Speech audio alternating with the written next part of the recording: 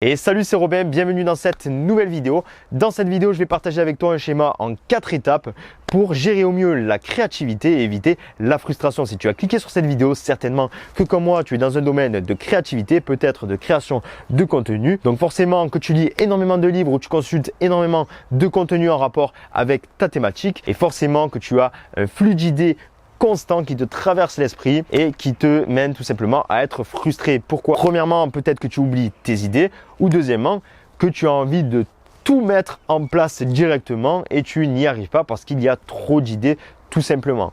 Donc moi, j'ai trouvé une solution en 4 étapes pour gérer au mieux cette créativité, ce qui m'amène à être beaucoup moins frustré au quotidien et dans le long terme à réaliser la plupart de mes objectifs, donc matérialiser tout simplement mes idées que j'avais sur papier. Donc ces méthodes, c'est pas moi qui les ai inventées, c'est des techniques que j'ai pris à droite, à gauche, que j'ai implémentées pour moi et qui marchent. Donc à toi de les tester. Si ça marche pour toi, tant mieux. Si ça ne marche pas, à toi d'affiner un petit peu ta stratégie pour gérer ta créativité. La première méthode pour gérer au mieux sa créativité, elle est toute bête, c'est tout simplement de noter toutes ces idées. Donc ça peut être sur le format papier ou sur un format numérique. Pour ma part, j'utilise 2 applications distinctes. Sur Android, j'utilise l'application Evernote et j'ai une tablette Apple, j'utilise l'application Beer. Ce sont 2 applications bien distinctes mais qui fonctionnent de la même façon, c'est-à-dire qu'il y a un système de mots-clés. Que tout simplement, ça te permet de retrouver des idées facilement. Quand tu as une idée, tu vas la noter directement et tu vas la classer par un système de hashtag ou de mots-clés. Par exemple, tu as une idée sur la motivation, comment rester motivé sur le long terme. Tu vas baliser tout ça par ou un hashtag ou un mot-clé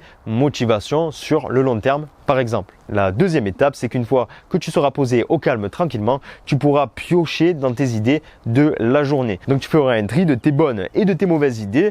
Celles qui sont mauvaises, tu les mettras à la poubelle ou tu les mettras de côté et celles qui sont bonnes, tu les prendras directement. Ça te permettra au moins d'avoir du recul sur tes idées, de ne pas être dans le flux instantané, de devoir réfléchir rapidement sur une idée.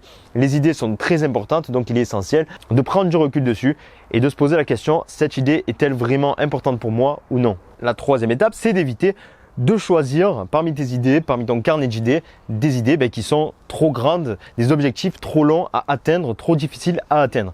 Ce qu'il faut faire, c'est regarder ton état du moment, ce que tu te sens capable sur le moment.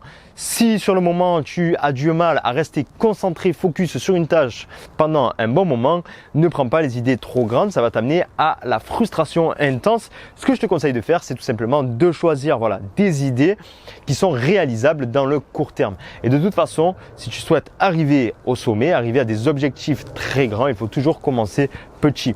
Parce qu'on a l'habitude de toujours voir le résultat et de ne pas voir le processus. Le résultat fait rêver, on a envie d'avoir justement ce rêve-là et donc on veut toujours agir pour avoir le rêve que l'on voit là-bas. Seulement, il y a un processus avant d'y arriver. Et ce processus-là demande énormément de travail, de temps, d'investigation.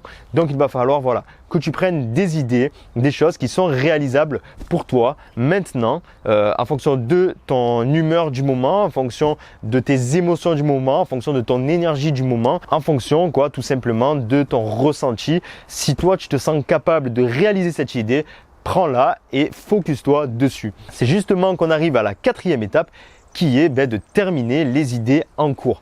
Terminer les projets en cours.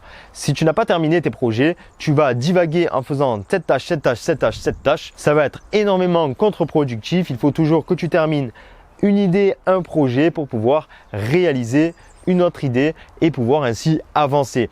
Car si tu commences trop de choses en même temps, en tout cas de grandes choses en même temps, tu vas avoir du mal à progresser dans l'avenir et tu vas avoir du mal à réaliser ton objectif dans le long terme. Voilà ce que j'avais envie d'exprimer avec toi dans cette vidéo. J'espère que la vidéo a été claire. Je te conseille vivement de mettre en place ces 4 étapes, de les essayer, de les tester, de les affiner, de les peaufiner, de les faire à ta façon. Si ça marche comme moi je l'ai fait, tant mieux. Si ça ne marche pas, peaufiner. Il y a toujours moyen de personnaliser les techniques. Voilà, si tu es encore sur cette vidéo, certainement que tu es intéressé par les conseils que je donne. Donc je t'invite à t'abonner en cliquant sur le rectangle rouge et sur la cloche, comme ça tu seras prévenu de toutes les prochaines vidéos. Je mets en ligne une vidéo par jour, donc ça serait bête de les rater. Je t'invite vraiment à t'abonner et appuyer sur la cloche. Sur ce, je te souhaite de passer une très bonne journée, de liker ma vidéo, de la partager à un maximum de personnes. Les partages sauvent des vies. Si tu partages cette vidéo, tu pourras aider d'autres personnes à améliorer leur vie. Je te dis à demain dans la prochaine vidéo. Ciao, ciao!